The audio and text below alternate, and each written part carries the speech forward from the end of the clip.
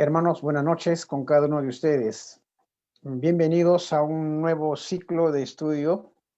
En esta oportunidad vamos a desarrollar el curso de Historia de la Iglesia y vamos a estudiar a partir de sus inicios del cristianismo y vamos a llegar hasta el siglo XX.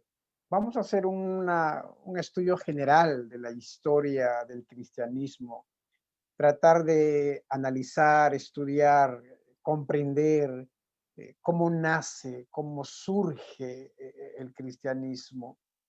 Además, ver cómo se desarrolla a lo largo de la historia, cómo evoluciona.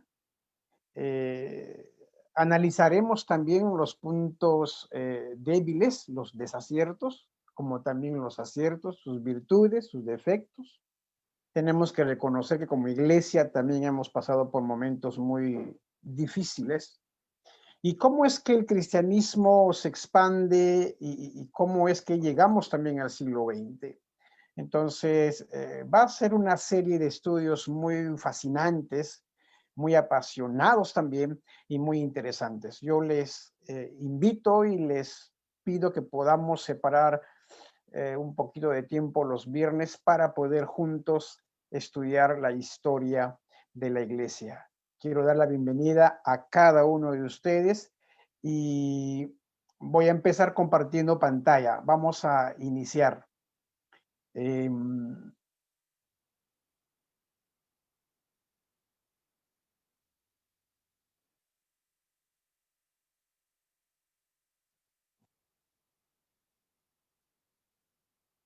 Vamos a empezar con una primera sesión y vamos a tener dos momentos. Vamos a estudiar, en primer lugar, hacer una pequeña introducción. Como todo curso de historia, necesitamos conocer algunos elementos y también informaciones que son importantes para poder introducirnos al estudio de la historia de la iglesia. Entonces, para esta sesión vamos a invertir el tiempo a dedicarnos a concentrarnos únicamente en el periodo del Nuevo Testamento. O sea, estamos hablando hasta donde el libro de los Hechos cierra con Pablo en su primera prisión romana, e incluso hasta, digamos, el año 100, que vendría a ser prácticamente un periodo muy interesante y que vendrían a ser los primeros años del cristianismo. Entonces, quisiera yo compartir brevemente algunas palabras de introducción. Primero, cuando estudiamos un curso de historia, ya sea un curso de historia del Perú o cualquier historia de América o historia andina o etnohistoria, como se llama en las universidades, tenemos que reconocer que nosotros estamos haciendo un trabajo de reconstrucción. ¿Ok? Eso es lo primero que tenemos que saber. Cuando estudiamos historia de la iglesia en este periodo, en estos primeros años, vamos a hacer un trabajo de reconstrucción. ¿Por qué? Obviamente porque nosotros no hemos estado allí. Entonces, es un trabajo que tenemos que reconstruir. Y hay que reconocer que este trabajo de reconstrucción es un trabajo complejo. No, porque cada uno va a seguir con patrones y metodologías distintas a este periodo para poder reconstruir la historia. Obviamente ya solamente el tiempo cronológico que nos separa ya de por sí presenta un gran problema. Es un trabajo delicado también, porque estamos yendo 2000 años atrás, en donde vamos a encontrar una sociedad con una cultura distinta, con idiomas distintas. Vamos a encontrar una sociedad totalmente distinta a la nuestra. ¿Ya? Entonces, y probablemente encontremos problemas en la definición de algunos nombres, de algunas categorías, y sobre todo cuando lleguemos a los padres de la iglesia. Cuando lleguemos a los padres de la iglesia, hermanos, hay que tener mucho cuidado, porque los padres de la iglesia tuvieron un vocabulario especial, hay que conocer su vocabulario, tuvieron un tipo de pensamiento también distinto a la nuestra, y hay que reconocer que hay palabras que van variando con el correr del tiempo, ¿no? Entonces, por eso es que todo trabajo de reconstrucción siempre es un trabajo delicado. Y finalmente es un trabajo de fuentes. Estamos 2020 y vamos a ir hasta el siglo I. Definitivamente tenemos que hacer uso de fuentes. El cristianismo surgió en una región, alguien ha tenido que escribir, dejarlo por escrito, de tal manera que eso a través de los tiempos, de los años, ha llegado hasta nosotros de manera escrita. Entonces, esto de reconstruir el pasado es muy importante. Y hermanos, la historia como ciencia nos ayuda en esta tarea tan compleja, ¿ya? La historia como ciencia. Quizás esta sea una realidad cuando nosotros estudiamos la patrística o estudiamos la historia de la iglesia en el Nuevo Testamento. Quizá la imagen que tú ves en la pantalla, en tu pantalla, sea el mejor ejemplo de esa dificultad. Entre nosotros y el objeto de estudio, el hecho que vamos a estudiar, en realidad nos separa un abismo. ¿Por qué? Porque nosotros al estudiar la historia de la iglesia del primer siglo, estamos reflexionando, estamos estudiando sucesos en las que no estuvimos presentes. Y por eso es que necesitamos fuentes. Ninguno de los que están aquí, por ejemplo, estuvo en el Nuevo Testamento. O sea, ¿cómo es que nosotros somos cristianos? Entonces, allí la historia de la iglesia nos tiene que ayudar mucho en el fortalecimiento de la fe, en alimentar la fe. Entonces, ¿qué hacemos entonces en el curso de historia? Bueno, los historiadores trabajamos con fuentes. Ok, entonces lo que vamos a hacer en la historia de la iglesia, en el curso de historia de la iglesia, es que tenemos que ir en busca de fuentes para poder reconstruir cómo era la iglesia en el Nuevo Testamento, cómo era la iglesia posterior a la muerte, resurrección y ascensión de nuestro Señor Jesucristo. Entonces, hay toda una labor de investigación que uno tiene que realizar. Entonces, esto es una, digamos, una tarea complicada, compleja, que uno tiene que, en primer lugar, reconocer. Y tenemos que usar fuentes. Aquí yo quiero centrarme un poco a las palabras de este gran autor John Stott. John Stott dice en su libro sobre Hechos que Cristo, la historia de nuestro Señor Jesucristo, se puede estudiar, se puede investigar a través de 4 evangelios. O sea, hay 4 evangelios que describen la vida, obra de Jesucristo. Pero hay un solo libro que por la gracia de Dios, Lucas escribió, dirigido por el Espíritu Santo, que nos narra y nos informa cómo fue la vida de la iglesia en sus primeros años. Si no tuviéramos el libro de Hechos, este trabajo de reconstrucción que yo acabo de mencionarles sería más complicado. Entonces, tendríamos mucha información sobre la vida de Jesucristo, sobre su ministerio de Jesús, pero poquísima información sobre cómo surgió y se desarrolló la iglesia en sus primeros años. Si no contáramos con el libro de Hechos, tendríamos que sacar información de las epístolas, de uno y otro testimonio, pero gracias a Dios, Dios permitió que la iglesia pueda contar con este libro de Hechos. Y Hechos es tan importante porque nos narra justamente estos años muy trascendentales de la iglesia. Entonces, hablando de fuentes, como que estaba diciéndoles, el libro de Hechos para nosotros va a ser la primera fuente que vamos a estudiar. Hechos para nosotros es el testimonio, no de cualquiera, sino del mismo Lucas. Cuando ustedes leen los primeros versículos del libro de Hechos y del Evangelio de Lucas, Lucas nos presenta la metodología, cómo escribió. O sea, estamos frente a una fuente muy seria. Lucas escribió de una manera seria sus libros. Entonces, es una buena fuente.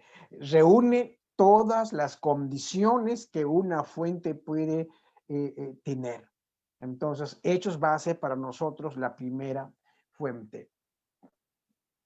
Otro detalle más, quizás es muy importante, y es que en algunos seminarios y en algunos institutos bíblicos pareciera que tenemos dos historias, nos enseñan dos historias, ¿no? La historia de la iglesia, que no tiene nada que ver con la historia universal, muy separada, muy divorciada. Eso es un error. Es una historia. Tenemos que ver como una sola historia, la historia de la iglesia con la historia universal. No podemos, digamos, divorciar o separar estas dos historias. Un ejemplo, si no entendemos la historia de Roma, si no conocemos la historia de Roma o la historia de los Césares, si no conocemos esta historia de Roma, va a ser muy deficiente nuestra reconstrucción de la vida de Jesucristo. Roma pasaba por uno de sus mejores momentos cuando nuestro Señor Jesucristo nació. Cuando el cristianismo nace como movimiento, como un grupo de personas, es importante conocer lo que estaba pasando en Roma. Entonces, la historia cristiana no se construye aparte de la historia universal. Hermanos, Cristo se encarnó en la historia del mundo.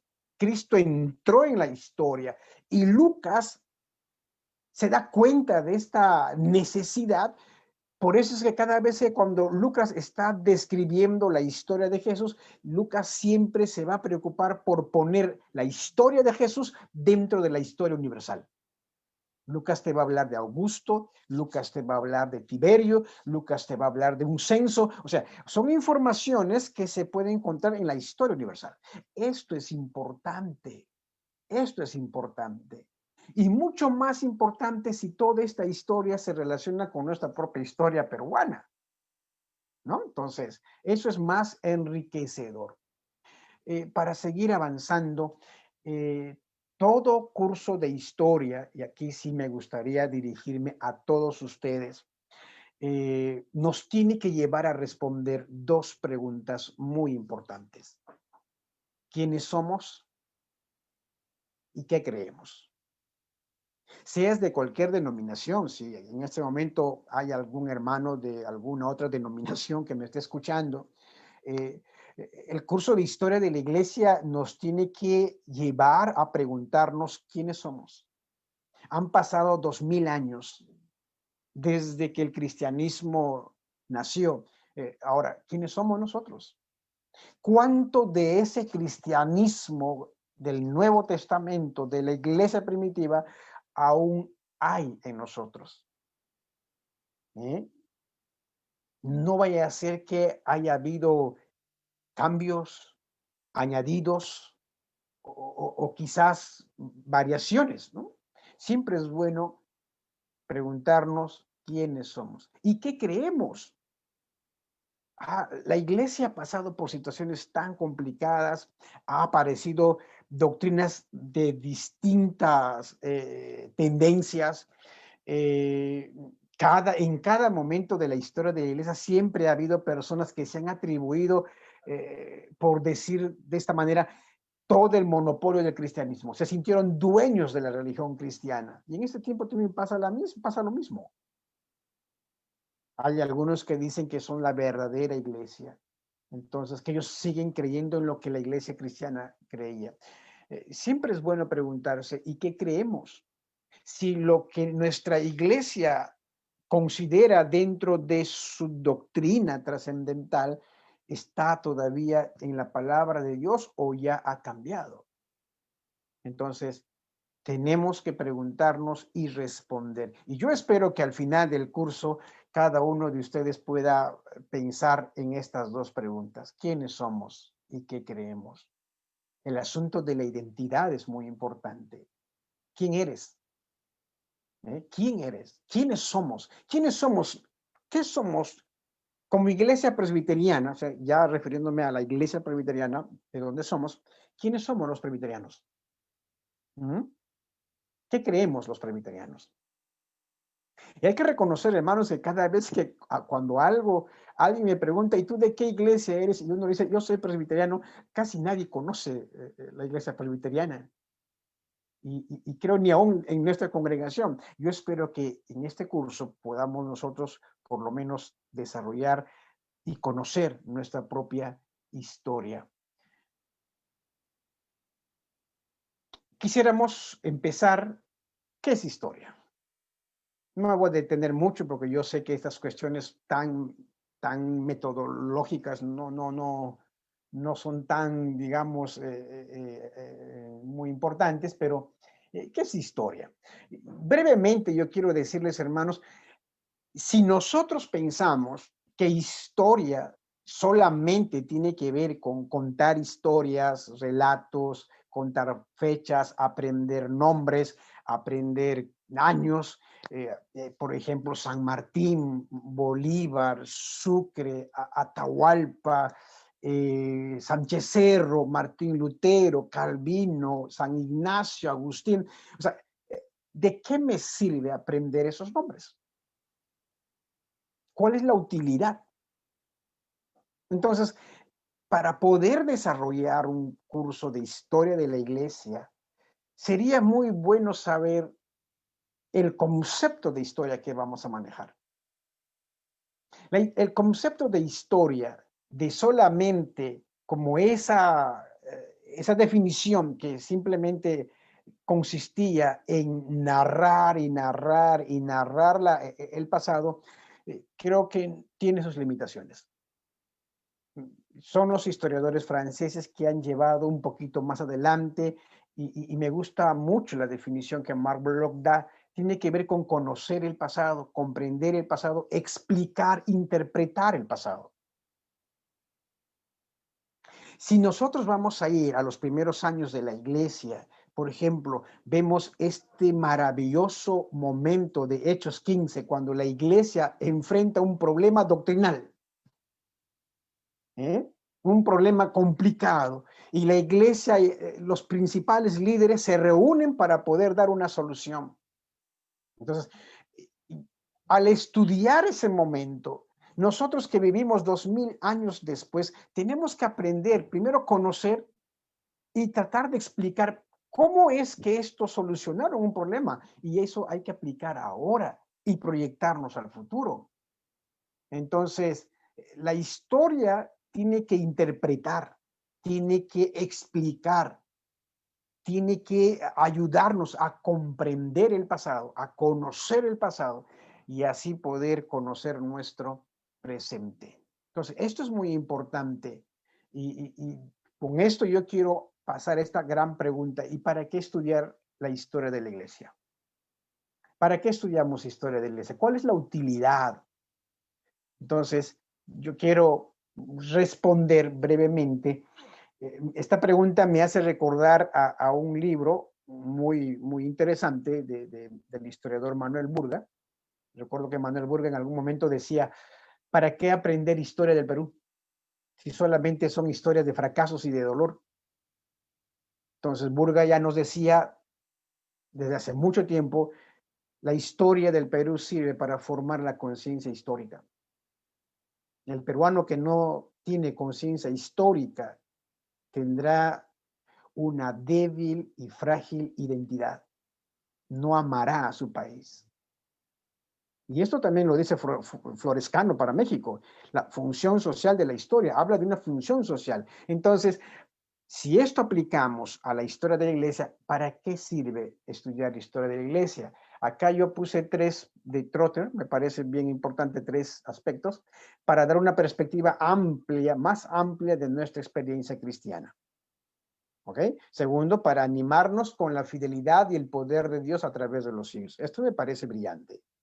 Cada vez que yo observo el pasado, algún momento del pasado, hermano, simplemente yo veo la soberanía de Dios. Dios teniendo el control de todo. Y en tercer lugar, para conocer nuestra herencia cristiana evangélica denominacional.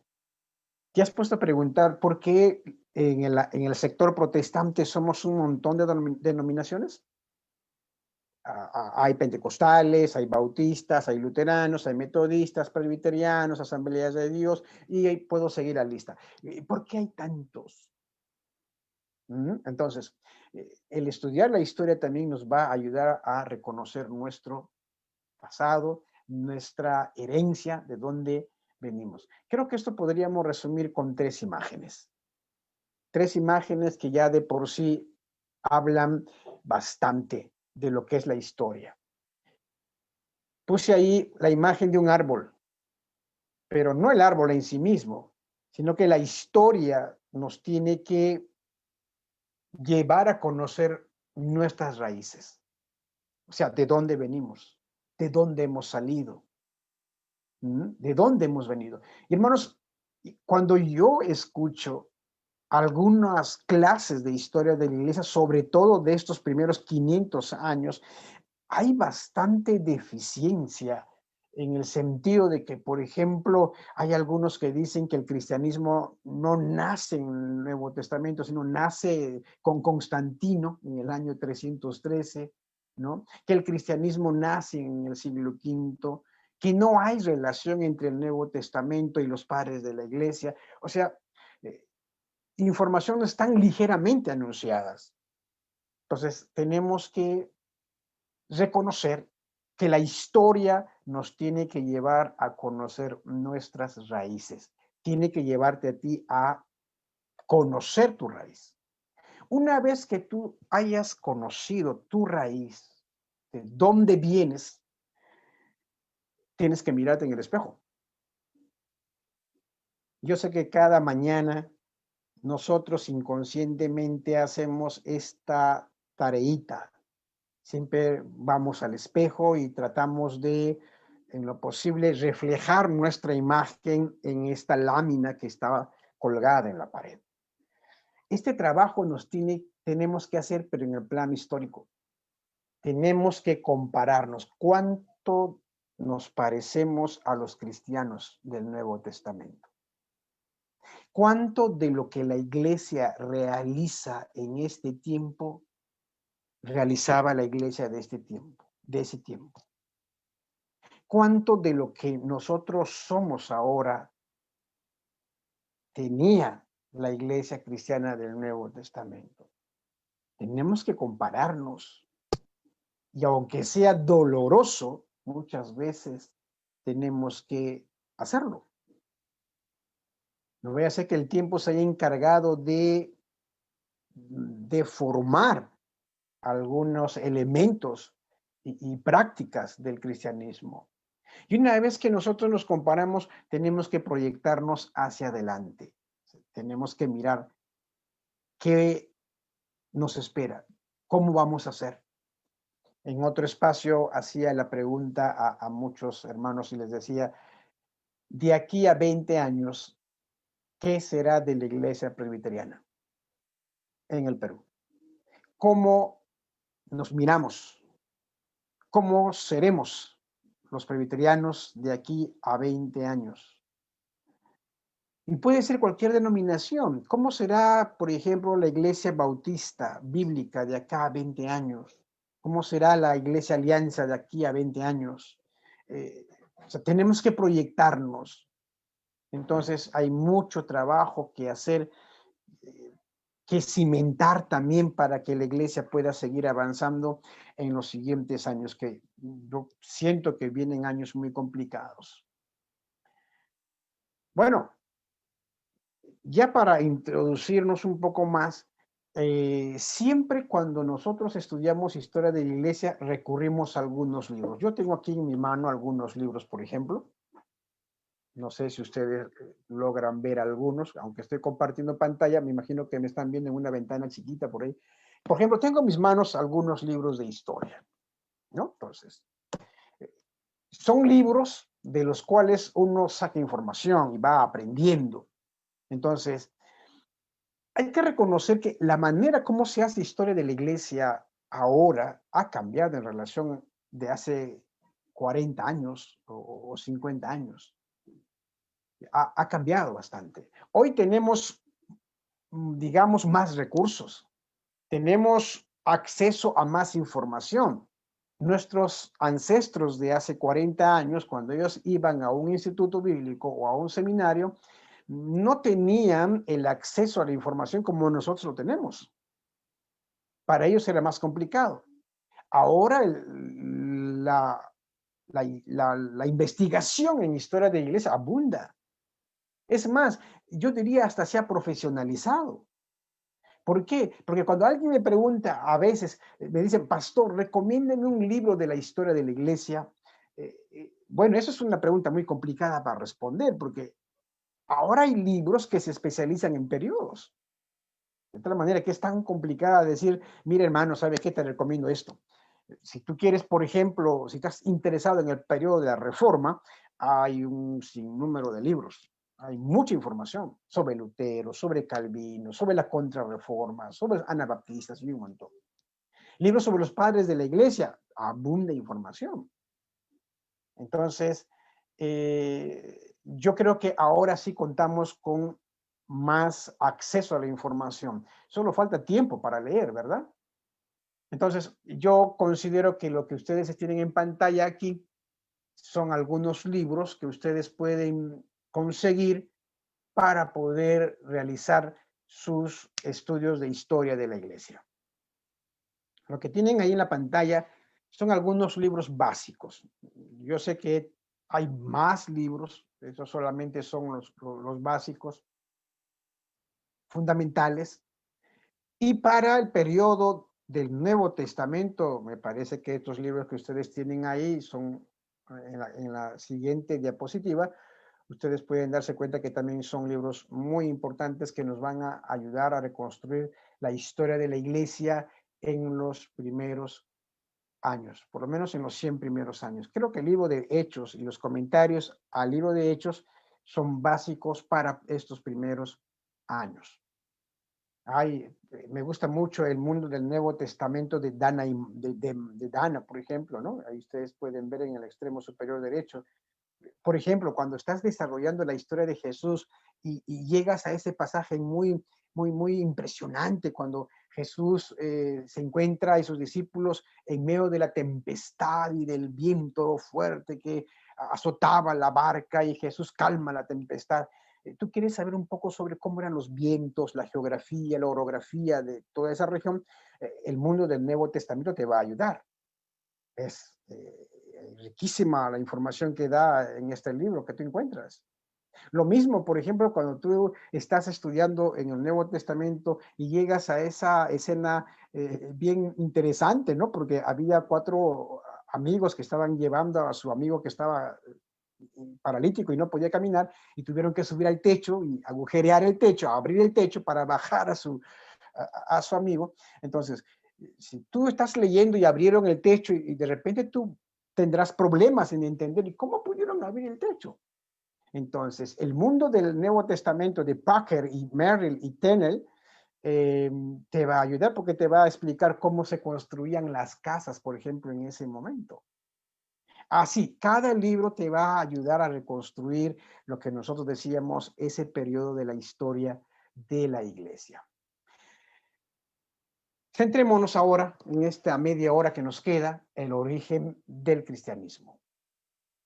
¿Cuál es el origen del cristianismo?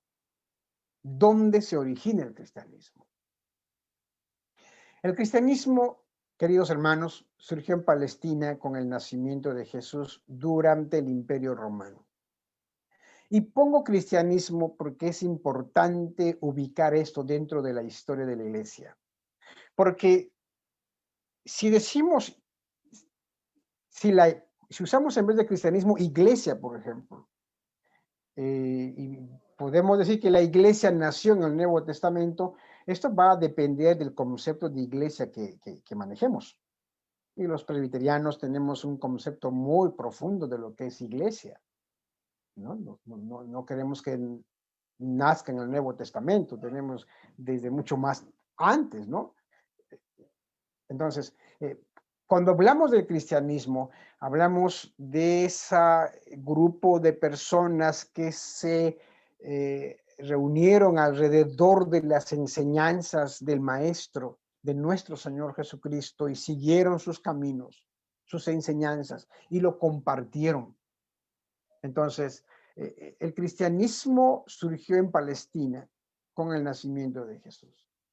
Para el Nuevo Testamento ya encontramos regiones como por ejemplo Judea, Samaria, Galilea, y que va a ser muy importante conocer desde el Antiguo Testamento para poder entender mejor el Nuevo Testamento. No sé si tú alguna vez te has preguntado por qué había esa rivalidad entre samaritanos y judíos. Por ejemplo, para poder entender esto es necesario ir hasta la caída de Samaria y todo eso. Es importante. Entonces, el cristianismo tiene que ver, nace desde la historia de Israel y el judaísmo. Alguien me dijo una vez, el cristianismo tiene su origen en Constantino. Entonces, yo creo que no es cierto eso. El cristianismo debe su historia, está anclada su historia dentro de la historia de Israel y dentro del judaísmo. Jesús fue judío, definitivamente. Y para conocer mejor esta historia tenemos que conocer toda la historia del Antiguo Testamento. Eso es muy importante. A Jesús muchas veces le han hecho alusión al Antiguo Testamento, ¿no? Entonces, el cristianismo está muy anclado a la historia del Israel y del judaísmo. Quizás solamente para poder reconstruir el escenario histórico y político de cómo nace, de cuando nace el cristianismo, es que cuando termina el Antiguo Testamento, termina cuando Persia es el país más poderoso del mundo conocido. Y cuando empieza el Nuevo Testamento ya está Roma. Entonces, a este periodo que va entre el Antiguo y el Nuevo Testamento se llama periodo intertestamentario. Y ha habido un montón de sucesos durante este periodo intertestamentario que va a ser muy amplio explicar ahora, pero quiero centrarme en algunos momentos. Me parece que el periodo de Alejandro Magno es muy importante, porque cuando Alejandro Magno de Macedonia se expande durante el periodo intertestamentario, expande lo que en la historia se va a conocer como el helenismo. Entonces, esto va a abarcar hacia el oriente, se va a ir hacia el oriente pasando por Palestina y va a impactar la cultura, el idioma, la costumbre, la gastronomía, la religión, en todo. Por eso, en ese tiempo todo el mundo hablaba griego. La influencia griega se va a dar en todo Oriente. Donde Alejandro Magno llegaba, se impregnaba toda la cultura griega. Por eso es que cuando estamos en el nacimiento de Jesús, estamos con Roma muy fuerte y con el idioma griego que todos hablaban. Entonces, yo creo que ese periodo es muy importante. Y el otro periodo tiene que ver con el periodo romano. Yo creo que ahí va nuestro interés. Y es un mapa que ustedes pueden ver de la conquista de Alejandro Magno y el periodo intertestamentario y el periodo del judaísmo. El judaísmo, hermanos, es, digamos, ese periodo cuando nace. Yo creo que hasta ahora los eruditos siguen discutiendo en qué momento aparece el judaísmo, pero la mayoría sostiene que el judaísmo es producto prácticamente de la cautividad babilónica, que los durante la cautividad babilónica, los judíos ya están, por lo menos Josefo es lo que narra y los llama judíos por primera vez. Entonces, a partir de el regreso de la cautividad babilónica en el año 444 a.C., ya se les está conociendo como judíos, ¿no? Y a partir de ahí, con el correr del tiempo, se va a desarrollar mucho lo que se llama el judaísmo. Van a aparecer fariseos, saduceos, partidos políticos, herodianos, celotas, este judaísmo que en la diáspora van a sentir una necesidad de seguir practicando la religión de sus padres.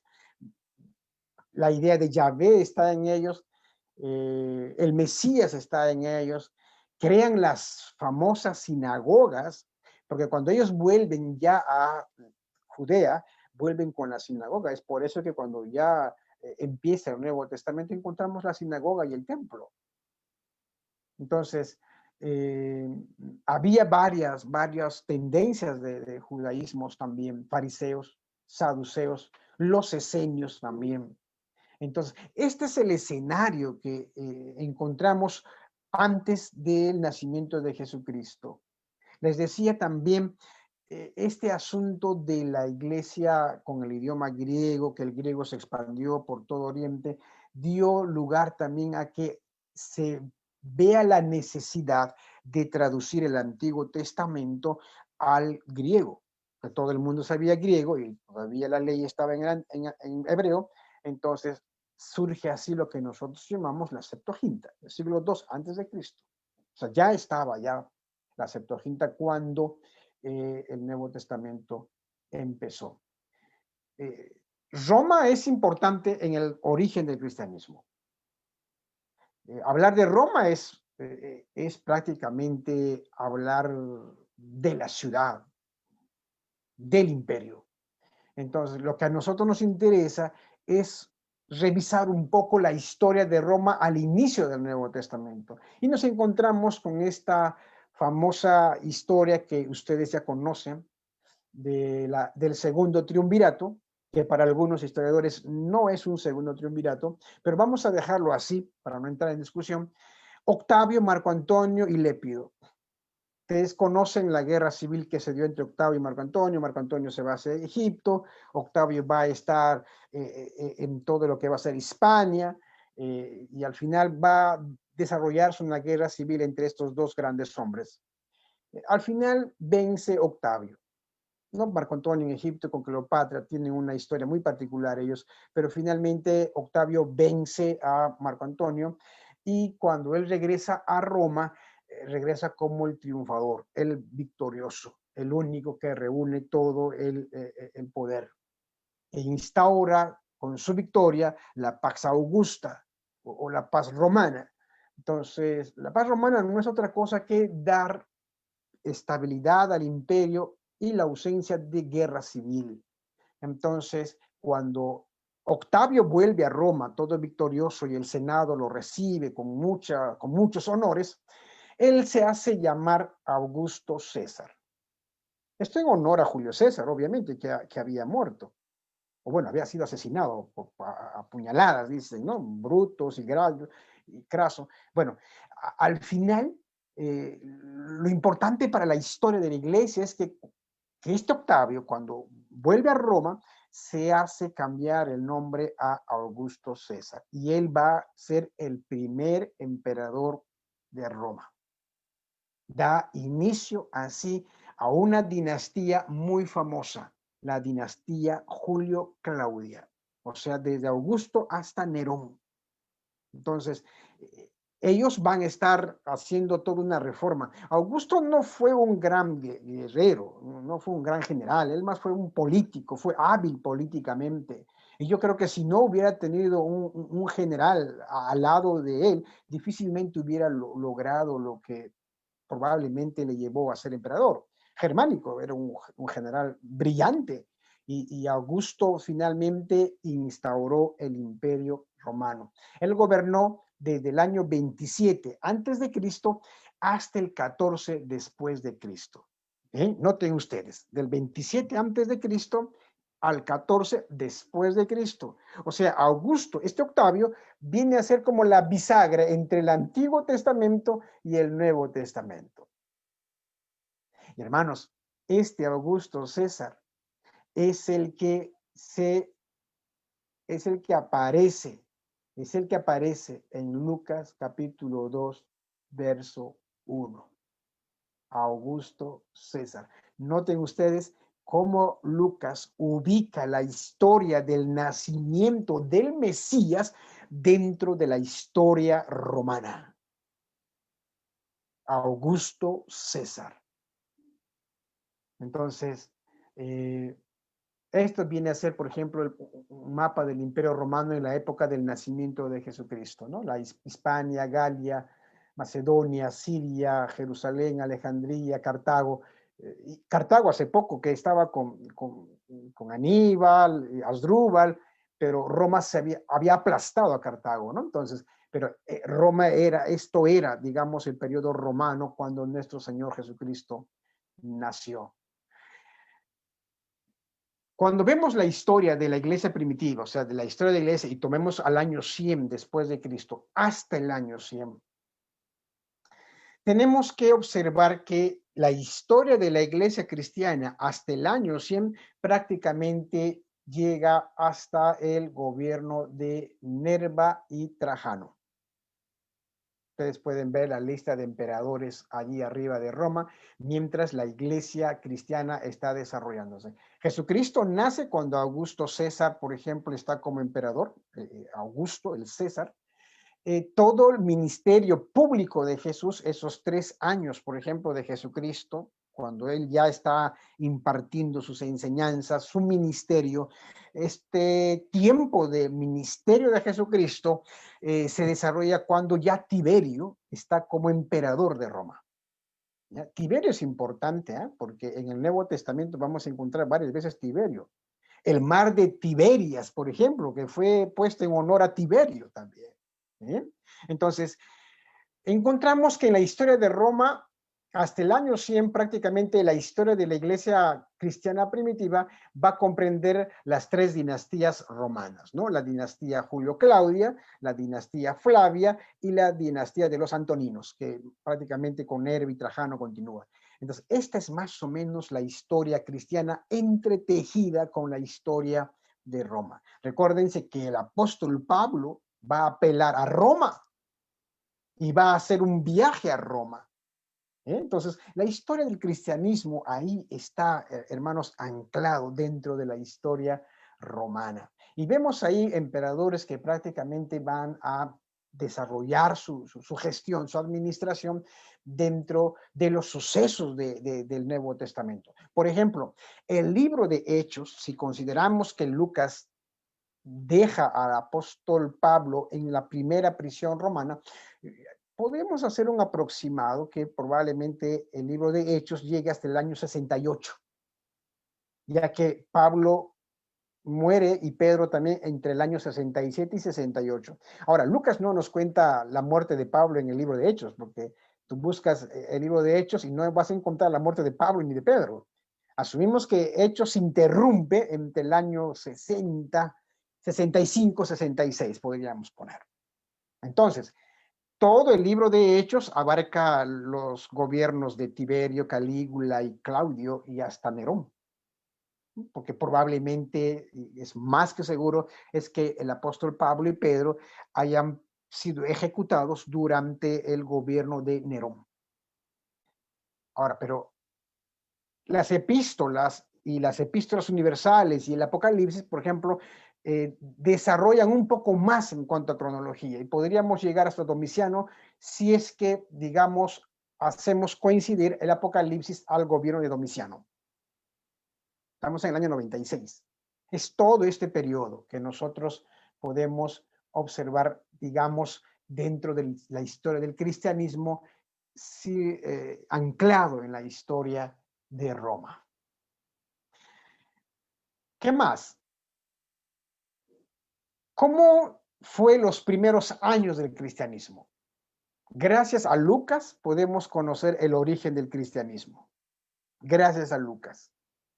Y esto reiteradas veces va a mencionar John Stott. Gracias a Lucas podemos conocer el origen de la iglesia cristiana. Y en serio, hermanos, los primeros capítulos para nosotros es prácticamente nacimiento. Podríamos dividir la historia de la iglesia en el Nuevo Testamento, en el libro de Hechos, sobre todo, con la iglesia establecida. Podríamos decir que la iglesia establecida es la iglesia cuando el grupo de creyentes cristianos, seguidores de Jesucristo, los discípulos, las mujeres que le seguían, y todos aquellos que formaban parte de este primer grupo de cristianos, se detuvieron en Jerusalén. ¿Recuerdan ustedes el mandamiento de nuestro Señor Jesucristo? La orden que dio que no debían salir de Jerusalén. Entonces, era una iglesia que solamente se estaba desarrollando en Jerusalén. Una iglesia establecida. ¿Okay? La primera característica que uno puede encontrar en estos primeros años es que era una iglesia que predicaba.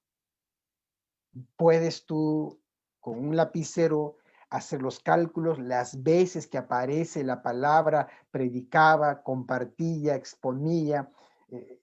Es sorprendente las veces que en el libro de Hechos aparece y predicaba la palabra.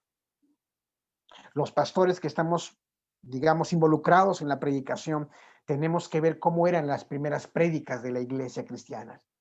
Y ahí tenemos, Lucas ha descrito en los capítulos 2 y en el capítulo 3, digamos, las primeras prédicas de la iglesia cristiana. ¿Cómo eran las iglesias cristianas?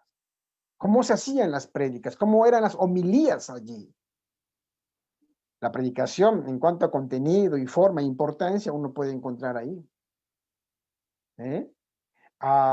Tenían doctrinas muy claras, una cristología correcta, ¿ok? Una eclesiología clara, había Santa Cena y bautismo. La iglesia practicaba la Cena del Señor y el bautismo. Las reuniones normalmente eran en casas. Había oficiales, encontramos oficiales ya en la iglesia. Los primeros en dirigir la iglesia eran los apóstoles, obviamente. Revisa tú, por ejemplo, el capítulo 1 y capítulo 2 de Hechos, nos vamos a dar cuenta que es Pedro quien va a tomar digamos, el liderazgo. Él va a comenzar a dirigir. Por ejemplo, los apóstoles van a comenzar a dirigir. Luego aparecen los diáconos en Hechos capítulo 6 como un grupo también que va a dedicarse a la labor de atención, su labor de misericordia que van a tener los diáconos. Y más adelante van a aparecer los obispos, los ancianos y los presbíteros. Pablo cada vez que visitaba, por ejemplo, él dejaba ancianos para que puedan dirigir las iglesias. ¿Okay? Entonces, vemos toda una eclesiología. La iglesia va tomando forma también. O sea, no es que Pablo visitaba las iglesias y los dejaba a su libre, digamos, decisión, sino que siempre ponía un responsable, por decirlo menos, en esa iglesia. Aparece la figura del obispo, del presbítero y de los ancianos también. Es una iglesia que tiene escatología. Recuerden que en Hechos capítulo 1 hay una fuerte información escatológica, ¿no? Los ángeles anuncian que los hombres vestidos de blanco anuncian que este mismo Jesús que fue tomado de vosotros así volverá. Es un mensaje que la iglesia ha recibido del regreso del Señor, que todo el tiempo de su ministerio, desde el Nuevo Testamento hasta ahora, nosotros creemos y esperamos. Hechos también nos refleja una iglesia que creía en la soberanía de Dios. Hay un texto que es muy interesante en los primeros capítulos. Y el Señor añadía a la iglesia todos los que iban a ser salvos. El Señor añadía a la iglesia todos los que iban a ser salvos. Es muy interesante ese texto. En cuanto a la misión, recordemos que creo que el capítulo importante aquí en este periodo de la iglesia establecida es la llegada del Espíritu Santo. El Espíritu Santo, la visita del Espíritu Santo impactó a la iglesia, cambió a la iglesia. Los encontró en un estado de obediencia, porque Jesús había dicho, tienen que estar ahí, no se vayan, no salgan de Jerusalén. Y la iglesia estaba obedeciendo y en esta situación vino el Espíritu Santo. Lo que ocurre después, encontramos como una iglesia, como un grupo de personas tan pequeñas. Lucas menciona la primera cifra, 120. Como un grupo de personas comenzó a crecer, a crecer. Y eso tenía, eso era la característica de sus prédicas, eran de impacto. Era una iglesia con un crecimiento exponencial en los primeros años. 120, 3,000, 5,000, etcétera. O sea, era una iglesia que crecía, ¿no? Entonces, dentro de la misión, siempre hay este tema para conversar, ¿no? Si es calidad o cantidad. Entonces, cuando vemos a Hechos, estamos observando una iglesia que crecía. Definitivamente crecía. Tenía dificultades, por supuesto. Creo que el capítulo 5 que ustedes ven ahí, Ananías y Zafira, la elección de los diáconos también es una muestra de la debilidad de la iglesia. La iglesia también ha tenido problemas. Recuerden que incluso dentro del grupo de los 12 discípulos, por momentos había momentos tensos, ¿eh? Por momentos se convertía en tensas la situación entre los discípulos también. Pero bueno, la historia de la iglesia también pues se trata de eso, ¿no? No somos perfectos, siempre hay situaciones complicadas. Wayne Grudem habla en su libro de teología, sobre todo en la sección eclesiología, habla de iglesias más puras e iglesias menos puras. O sea, así como había una iglesia de Corinto en el tiempo del Nuevo Testamento, también había una iglesia de Filipos, una iglesia interesante, preciosa iglesia. Igual en ese tiempo. Hay iglesias en este tiempo que son semejantes a Corinto y hay iglesias que se parecen más a Filipos, ¿no? Entonces, siempre es esto. Pero es una iglesia solamente en Jerusalén. Todo su ministerio está desarrollado y enfocado en Jerusalén. ¿Ok? Entonces, es interesante. Cuando llegamos al capítulo 8, la iglesia toma otro rumbo. No es que cambia de rumbo, sino se expande. Y es una iglesia esparcida. Del capítulo 8 hasta el capítulo 12 son capítulos que preparan a la iglesia para un ministerio más amplio. ¿Ok? Entonces, y lo que llama la atención es la manera, la causa que motivó a los discípulos salir de Jerusalén. Uno esperaría que los discípulos salgan de Jerusalén hacia otros lugares fuera de Jerusalén, llevando la palabra de Dios, quizá después de un momento de enseñanza, de capacitación, que los apóstoles hayan capacitado a un grupo de hombres y mujeres para que ellos puedan salir a predicar. Pero si nosotros vamos al capítulo 8 de Hechos, encontramos que lo que el Señor usa para poder esparcir a su iglesia es justamente un momento complicado, ¿no? Entonces, es la persecución. Gracias a la persecución hace que la iglesia pueda salir de sus fronteras. No siempre es así, obviamente, pero Dios soberanamente usó esto para poder esparcir a la iglesia. Y los cristianos se esparcieron, salvo los apóstoles que se quedaron en Jerusalén. La conversión de Saulo, la conversión de Cornelio, son elementos para poder observar cómo el plan de Dios va llegando a los gentiles. Los gentiles también se convierten en recipientes del evangelio, de la noticia del evangelio. Porque si nosotros nos damos cuenta, estos judíos que salieron a predicar, un buen grupo de ellos solo predicaba judíos, nada más.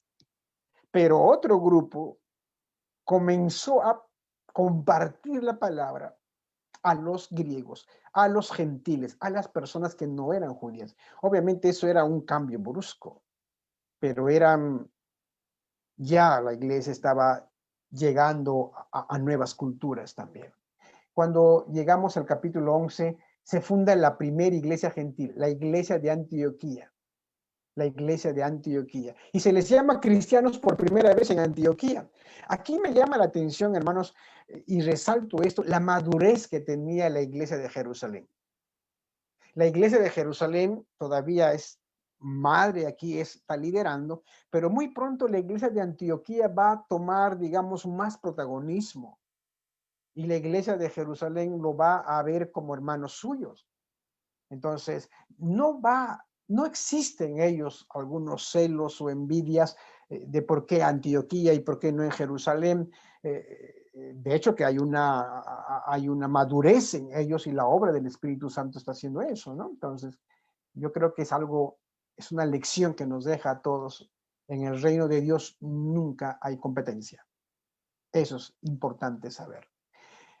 Para finalizar, la última etapa de la iglesia dentro del libro de Hechos es esa iglesia ya extendida. Y se enfoca principalmente al ministerio del apóstol Pablo. Sus 3 primeros viajes como misionero y luego como prisionero prácticamente van expandiendo, esparciendo, extendiendo la iglesia por todo Asia Menor. Hay iglesias que se fundan en toda Macedonia, Listra, Éfeso. En todos sus viajes hay iglesias que se fundan en distintos lugares. ¿Se dan cuenta cómo la iglesia se va extendiendo?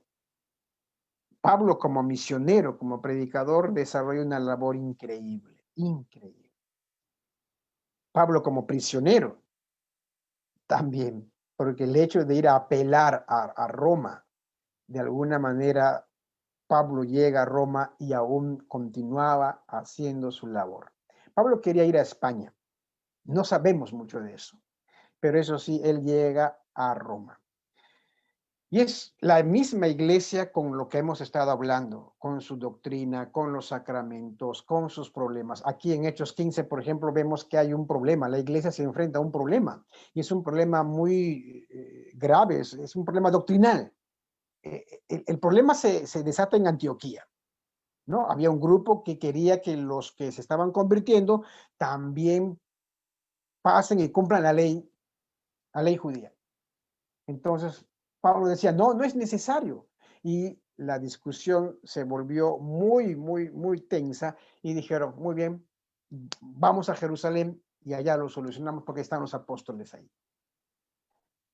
Miren qué interesante la pedagogía de la solución de conflictos.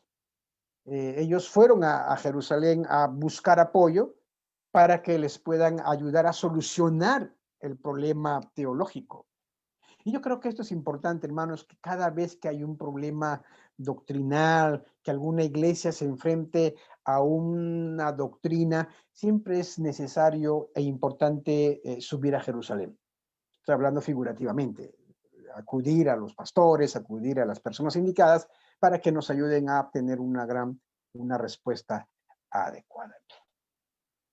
Pablo llega a Roma, entonces Lucas interrumpe su estudio ahí, su obra maravillosa de Hechos, y personas que recibieron la palabra de Dios y que fueron encargadas para poder dirigir una y otra iglesia, comenzaron a dirigir y a discipular, porque aparecen varios nombres, aparecen varias personas que tampoco aparecen en la Biblia, pero ya comienzan a aparecer dentro de la historia de la iglesia. Entonces, para ir terminando, es importante que en estos 100 años, y quiero precisar algo, la iglesia durante estos 100 años, en estos primeros años, no tenía la Biblia, las escrituras como nosotros lo tenemos. Obviamente, aquí hay 2 momentos muy importantes, hablando dentro de traducciones. La Septuaginta, que ya en el periodo intertestamentario ya había, entonces aquí de uso más judío, ¿no? y el Nuevo Testamento, que no tenemos todavía escrita, y el Concilio de Jamnia, que el Concilio de Jamnia va a definir y cerrar el canon del Antiguo Testamento. Eso es después del año 70. Entonces, es un momento muy especial. ¿Ya? Se van definiendo muchos asuntos importantes dentro de estos primeros años. Pero la iglesia del Nuevo Testamento es una iglesia que no posee a la mano una Biblia escrita, un pergamino escrito. En el año 50 probablemente recién se esté escribiendo algunas epístolas. Los evangelios a partir del año 60. Yo me pregunto, ¿y cómo eran? ¿Cómo ellos podían tener acceso a las epístolas del Nuevo Testamento? Nosotros en este tiempo tenemos la Biblia en distinta presentación. Hay Biblia de todos los colores, con letras grandes, con letras pequeñas, para cartera, para bolsillo. Tenemos Biblias para jóvenes, para adolescentes, para mujeres, para ministros, para pastores. Tenemos distintas versiones. Es más fácil. Pero ¿te has puesto a pensar en estos 100 años cómo era el acceso a la palabra de Dios? Más complicado. Y encima el apóstol Pablo le dice a los colosenses que la palabra de Cristo more en abundancia en vosotros. ¿Cómo puede ser eso? Pero aún así, hermanos, es una iglesia que comienza a abundar en la palabra de Dios, sin tener una palabra escrita. Ya probablemente haya habido algunos pergaminos que estaban circulando por esos años de Pablo, o quizás los primeros evangelios, quizá Marcos y Mateo, pero aún el acceso a esos pergaminos eran muy difíciles, muy complejos todavía. Pero aún así, la iglesia perseveraba en la fe del Señor. Eso es lo maravilloso. Eso es lo maravilloso. Y es una gran lección para nosotros que ya tenemos más apoyo, que tenemos que permanecer en la palabra de Dios. Querido hermano, querida hermana, el tiempo nos ha ganado. Que el Señor les bendiga a cada uno de ustedes. Recuerden que tenemos que permanecer en la palabra de Dios y abundar, que la palabra de Dios abunde en nosotros. Era una iglesia que predicaba la palabra. Era una iglesia que crecía en la palabra. Era una iglesia que tenía crecimiento. Era una iglesia, hermanos, que también tenía dificultades, como todas las iglesias en este tiempo. Muy bien, aquí nos quedamos. Que el Señor les bendiga. Nos vemos en la clase que viene el viernes que viene. Un abrazo a cada uno de ustedes. Buenas noches. Bendiciones.